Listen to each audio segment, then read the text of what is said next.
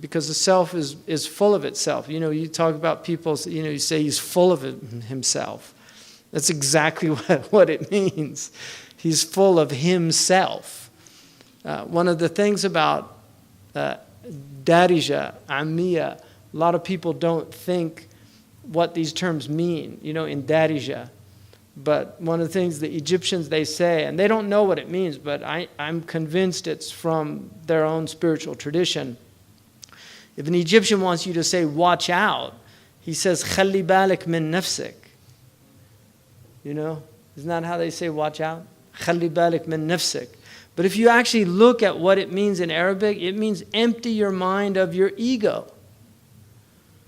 خَلِّ بَالِكْ مِن نَفْسِكَ. Do the takhliya of yourself. That's how you watch out. If you, because the only thing that gets you in trouble is your nafs. That's the only thing. It's the only thing that gets you in trouble is your nafs. And so the Muslims were very serious about doing work on themselves. Now they're serious about doing work on everybody but themselves. They don't want to do any work on themselves because there's nothing wrong with them. It's America. That's what's wrong. It's Israel. That's what's wrong. It's Bashar. If we could just get rid of that guy, everything would be perfect. It's everything but where it all starts. That's why, and if you look at our condition, that's the whole basis of it. The Prophet ﷺ, he began by emptying them out. He made them vessels for the truth. But first he had to empty them out. Like the famous, you know, the martial artist who wanted to study with the master, and he goes and he meets this master that he's been trying to get the opportunity to teach, study with them. And he says, oh, and I studied with Master so-and-so. We did this. I did Wing Chun, and then we studied with him, and I did this system, and then I studied with this, I did this. And he's telling the master all these people he studied with and all these things he learned.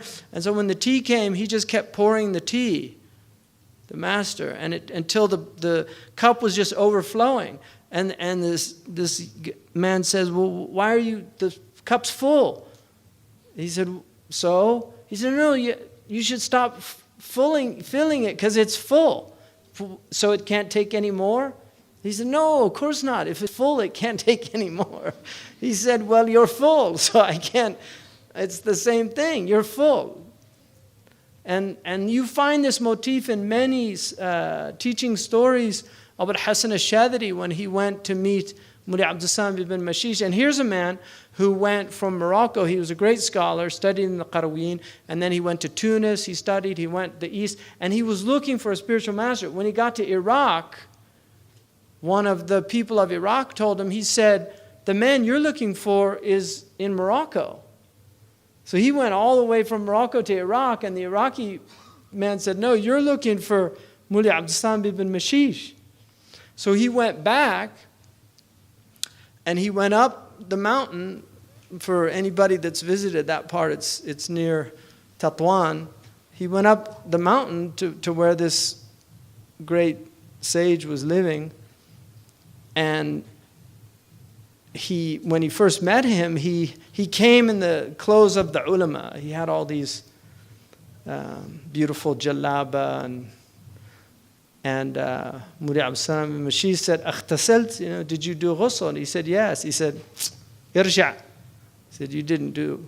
So he goes back, he does ghusl again, he comes back.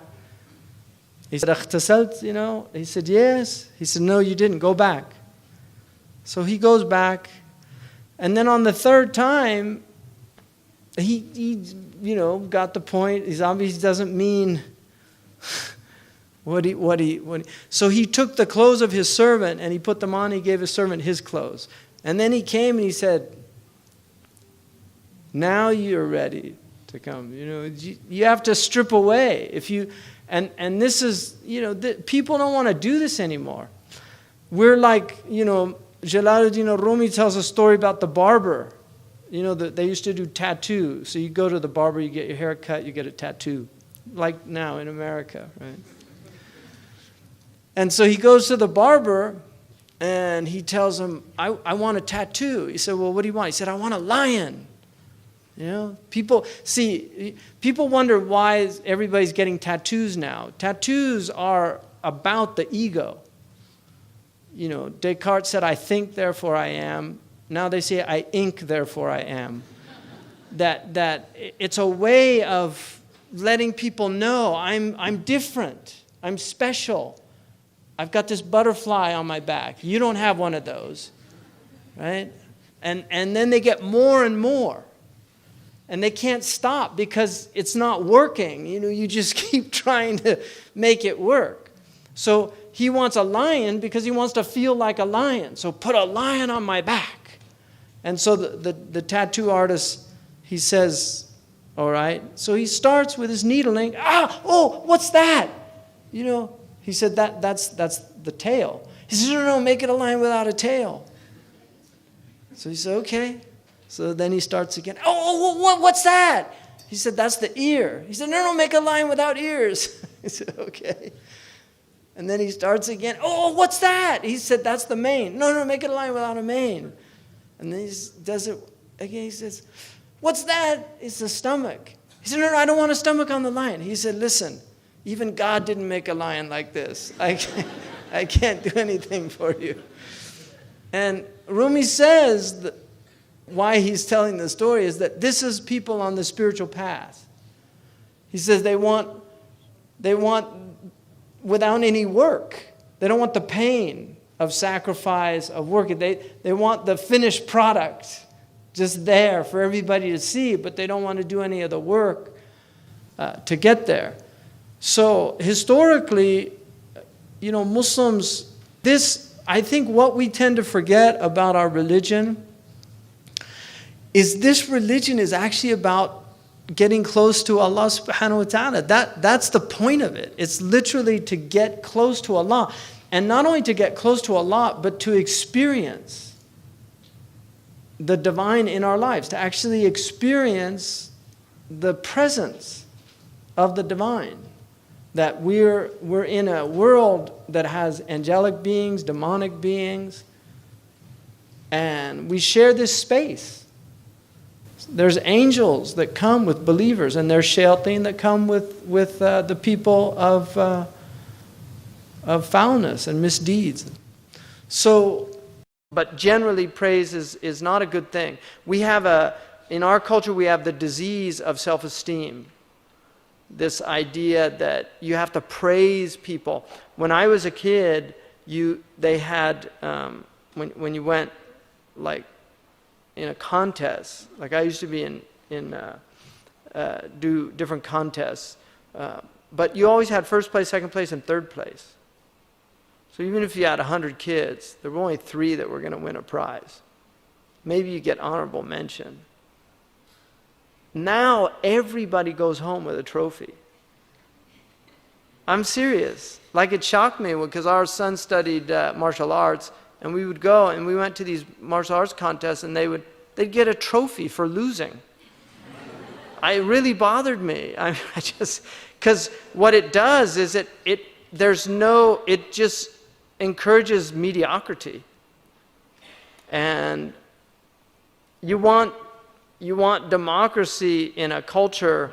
It's a good thing to have people involved in the politics, but in those things that demand talent, you don't want democracy. You don't want everybody getting up and reading their poems. This is what YouTube does. Everybody becomes a singer. You know, American Idol.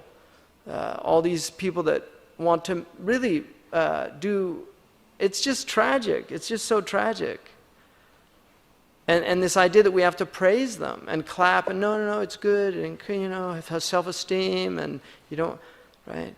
No, it encourages people to create the kind of culture that we're living in. You know, Turkey was a culture of excellence, ihsan, itqan. If you want, you know, calligraphy. I showed today, we had a calligrapher, and I showed him some calligraphy that was done. And he was just like, he didn't even look at it. He couldn't look at it. He just put, and it was like painful. And it's like having Yasha Heifetz, you know, and then you bring out your violin and kind of squeak a few notes out.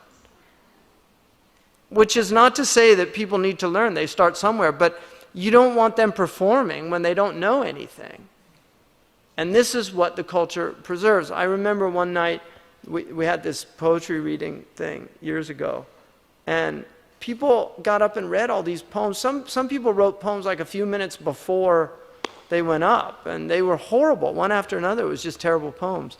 And I remember Dr. Winter, he just said, you know, it'd be better if they memorized a good poem and recited it. That's what people used to do. They used to memorize poems they loved, and then they would recite them. And so, anyway. So, praising people is not a good thing. Generally, it's just not a good thing. Even people that warrant praise, it's not a good thing to praise people. And, our tradition is about self-effacement. It's about getting rid of the ego. It's not about inflating the ego.